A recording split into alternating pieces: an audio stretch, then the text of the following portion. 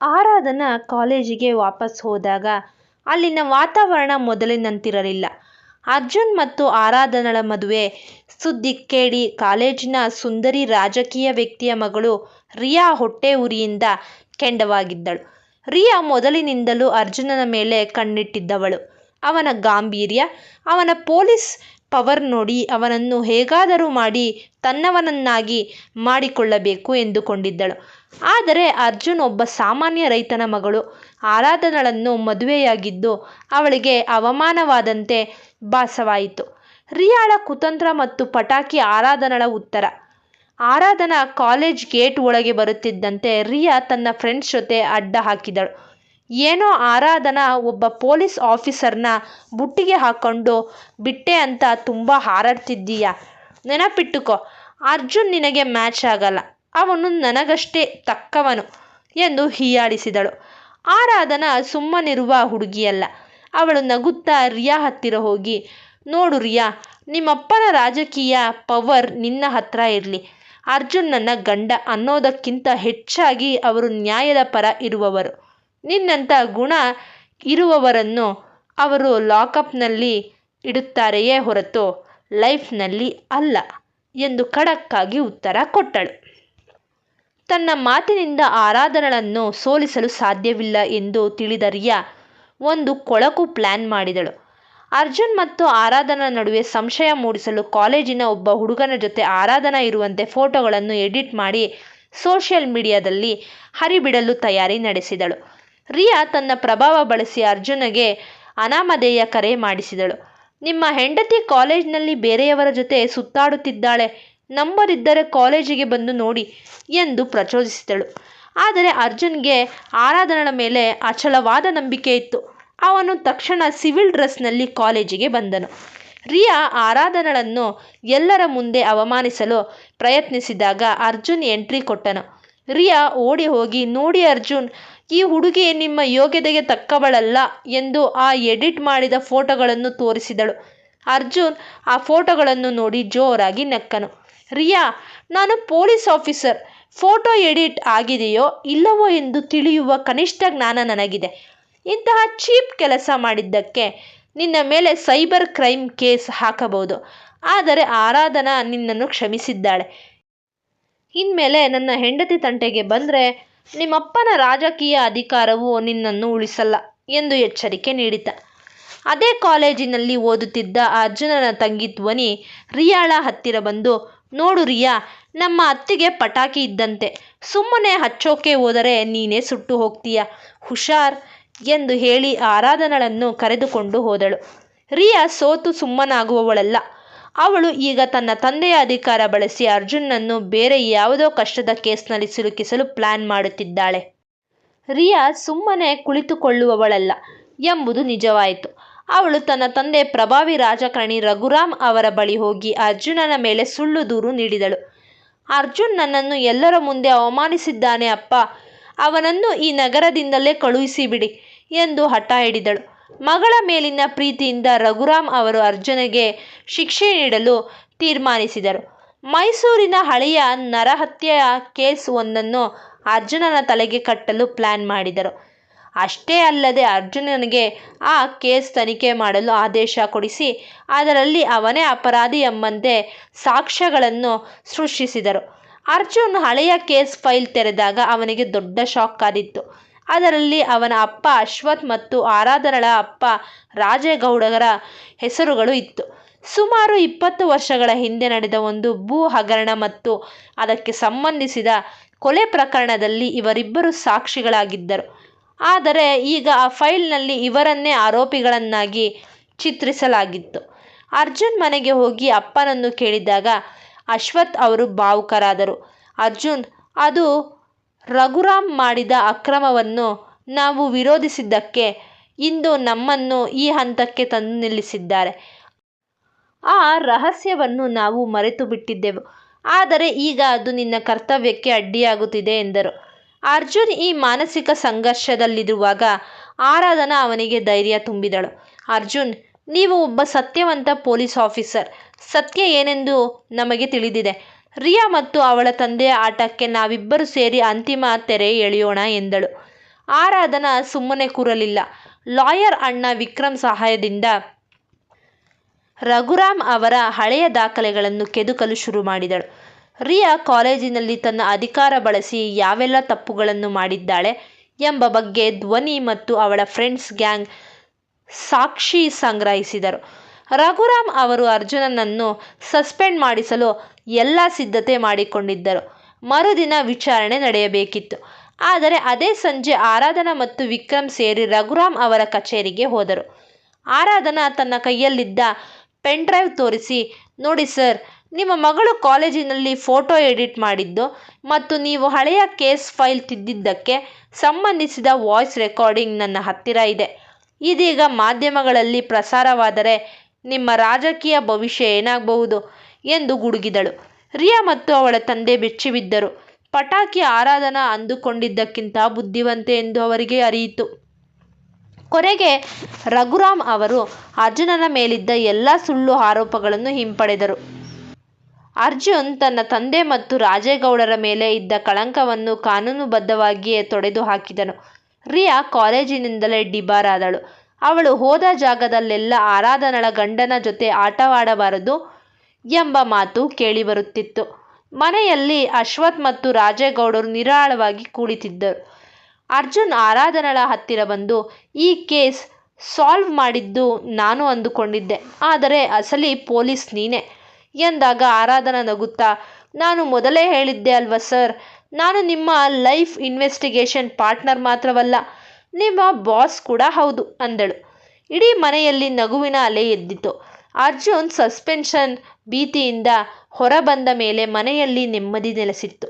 ಒಂದು ಭಾನುವಾರ ಮಧ್ಯಾಹ್ನ ಟ್ವಿನ್ಸ್ ಸಕ್ಕರೆ ಮತ್ತು ಸಾಹಿತ್ ಅರ್ಜುನರ ಹತ್ತಿರ ಬಂದು, ಮಾವ, ಆರಾಧನಾ ಅಕ್ಕ ಇವತ್ತು ನಮಗೆ ಐಸ್ ಕ್ರೀಮ್ ಕೊಡಿಸಿ ಮಾಲ್ ತೋರಿಸ್ತೀನಿ ಅಂತ ಹೇಳಿ ನಮಗೆ ಬರೀ ಬೇಳೆ ಸಾರು ಅನ್ನ ಹಾಕಿದ್ದಾಳೆ. ನಮಗೆ ಐಸ್ ಕ್ರೀಮ್ ಪಾರ್ಟಿ ಬೇಕೇ ಬೇಕು ಎಂದು ಧರಣಿ ಕೂತರು.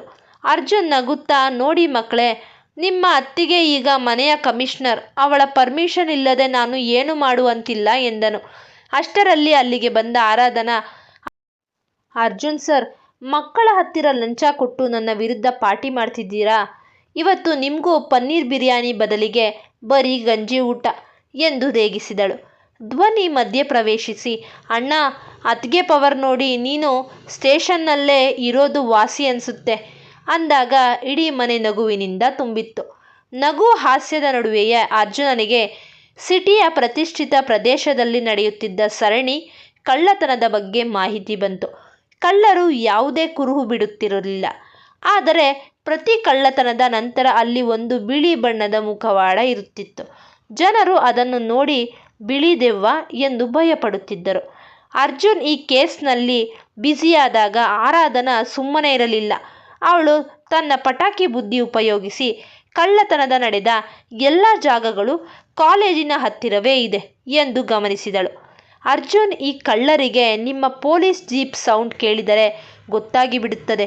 ನಾವಿಬ್ಬರು ಸಾಮಾನ್ಯ ದಂಪತಿಗಳಂತೆ ಆ ಏರಿಯಾದಲ್ಲಿ ವಾಕಿಂಗ್ ಹೋದರೆ ಹೇಗಿರುತ್ತೆ ಎಂದು ಐಡಿಯಾ ಕೊಟ್ಟಳು. ಅರ್ಜುನ್ ಮತ್ತು ಆರಾಧನಾ ಸಾಮಾನ್ಯ ಡ್ರೆಸ್ ಧರಿಸಿ ಕತ್ತಲೆಯಲ್ಲಿ ವಾಕಿಂಗ್ ಹೋಗುವವರಂತೆ ನಟಿಸುತ್ತಾರೆ. ಆರಾಧನಾ ಕೈಯಲ್ಲಿ ಒಂದು ಬ್ಯಾಗ್ ಇತ್ತು. ಅದರಲ್ಲಿ ಅರ್ಜುನನ ಸರ್ವಿಸ್ ರಿವಾಲ್ವರ್ ಇತ್ತು. ಅಷ್ಟರಲ್ಲಿ ಒಂದು ಮನೆಯ ಹಿತ್ತಲಿನಿಂದ ಇಬ್ಬರು ಮುಖವಾಡಧಾರಿಗಳು ಹೊರಬರುವುದನ್ನು ಆರಾಧನಾ ಕಂಡಳು. ಅವಳು ತಕ್ಷಣ ಅರ್ಜುನನಿಗೆ ಕಣ್ಣಿನಲ್ಲೇ ಸನ್ನೆ ಮಾಡಿದಳು. ಕಳ್ಳರು ಓಡಲು ಪ್ರಯತ್ನಿಸಿದಾಗ ಆರಾಧನಾ ತನ್ನ ಸೀರೆಯ ಸೆರಗನ್ನು ಭದ್ರವಾಗಿ ಕಟ್ಟಿ, ಎಲ್ಲಿಗೆ ಓಡ್ತೀರಾ ಎನ್ನುತ್ತಾ ಒಬ್ಬನಿಗೆ ಕಾಲನ್ನು ಅಡ್ಡ ಹಾಕಿ ಕೆಳಗೆ ಬೀಳಿಸಿದಳು. ಅರ್ಜುನ್ ಮತ್ತೊಬ್ಬನನ್ನು ಹಿಡಿದು ಲಾಕ್ ಮಾಡಿದನು. ಈ ಕಳ್ಳರು ಬೇರೆ ಯಾರೂ ಅಲ್ಲ, ರಿಯಾಳ ತಂದೆ ರಘುರಾಮ್ ಅವರ ಕಡೆಯಿಂದ ಕೆಲಸ ಕಳೆದುಕೊಂಡಿದ್ದ ಕೆಲವು ಗುಂಡಗಳಾಗಿದ್ದವು. ಅವರು ರಾಜಕೀಯ ಸೇಡಿನಿಂದ ಹೀಗೆ ಮಾಡುತ್ತಿದ್ದರು. ಕಳ್ಳರನ್ನು ಹಿಡಿದ ಮರುದಿನ ಪತ್ರಿಕೆಯಲ್ಲಿ ಪೊಲೀಸ್ ಆಫೀಸರ ಮತ್ತು ಅವರ ಹೆಂಡತಿಯ ಸಾಹಸಕ್ಕೆ ಸಿಕ್ಕ ಜಯ ಎಂದು ಸುದ್ದಿಯಾಯಿತು. ಸಂಜೆ ಮನೆಯಲ್ಲಿ ಸಂಭ್ರಮದ ವಾತಾವರಣ. ಅಜ್ಜ ನರಸಿಂಹ ಅವರು, ನನ್ನ ಮೊಮ್ಮಗ ಕಾಕಿ ಹಾಕಿದ್ದರೂ ಅವನ ಹೆಂಡತಿ ಅವನ ಪಕ್ಕದಲ್ಲಿದ್ದರೆ ಸಾಕು, ಅನ್ಯಾಯ ಎದುರಿಸಲು ಎಂದು ಹೆಮ್ಮೆಯಿಂದ ಹರಸಿದರು. ಊಟದ ನಂತರ ಅರ್ಜುನ್ ಆರಾಧನಳನ್ನು ಟೆರೆಸ್ ಮೇಲೆ ಕರೆದುಕೊಂಡು ಹೋದನು. ಅಲ್ಲಿ ಅವಳಿಗಾಗಿ ಒಂದು ಪುಟ್ಟ ಉಡುಗೊರೆ ಇಟ್ಟಿದ್ದ. ಅದನ್ನು ತೆರೆದ ಆರಾಧನೆಗೆ ಆಶ್ಚರ್ಯವಾಯಿತು. ಅದರಲ್ಲಿ ಅವಳೇ ಮೈಸೂರು ಸಿಲ್ಕ್ ಎಂಪೋರಿಯಂನಲ್ಲಿ ನೋಡಿದ್ದ ಆ ಹಸಿರು ಬಣ್ಣದ ಸೀರೆ ಇತ್ತು. ಅರ್ಜುನ್ ಸರ್, ಅವತ್ತು ವಿಡಿಯೋ ಕಾಲ್ನಲ್ಲಿ ಬೇಡ ಅಂದ್ಬಿಟ್ಟು ಈಗ ಇದನ್ನು ತಂದಿದ್ದೀರಾ ಎಂದು ಆರಾಧನಾ ಕೇಳಿದಳು. ಅರ್ಜುನ್ ಅವಳ ಕೈ ಹಿಡಿದು, ಅವತ್ತು ಡ್ಯೂಟಿಯಲ್ಲಿ ಕನ್ಫ್ಯೂಸ್ ಆಗಿದ್ದೆ, ಆದರೆ ನಿನ್ನ ಪ್ರೀತಿಯ ಮುಂದೆ ಬೇರೆಲ್ಲವೂ ಮೌನ. ಈ ಸೀರೆಗಿಂತ ನೀನೇ ಹೆಚ್ಚು ಸುಂದರ ಎಂದು ರೊಮ್ಯಾಂಟಿಕ್ ಆಗಿ ಹೇಳಿದನು.